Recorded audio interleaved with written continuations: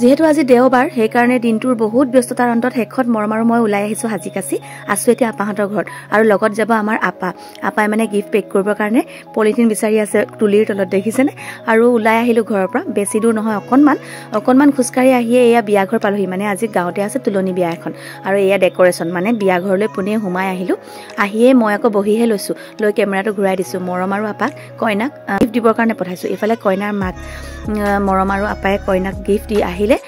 কইনাজনীক বোলো দেখাই দিওঁ এইজনী যে দেখিছে ভাবিছে চাগে বহুত ডাঙৰ ছোৱালী কিন্তু নহয় জানেনে একেবাৰে নহয় তাই মাত্ৰ 4ত পঢ়িছে LP স্কুলত আৰু একটা বছৰ তাই আছে আৰু ইফালে কফি আৰু পকৰীৰ অপেক্ষাত আমি এটা গোটেই দিনজনী বহি আছোঁ বিশেষকৈ মৰম বিয়া ঘৰত কফি আৰু পকৰী দিছে বুলি ক'লে তাইক আৰু একোৱেই নালাগে কিয় জানো ইমান খাই ভাল পায় ভাতত ইণ্টাৰেষ্টটো নাই আৰু পকৰী খাই পেট ভৰাই যায় ইফালে আপাৰ আকৌ গাটো আজি অকণমান বেয়া শেষত যেনিবা কফি আৰু পকৰী আহিল মই কফি ঠাণ্ডা কৰি আছোঁ মৰমে খাবৰ কাৰণে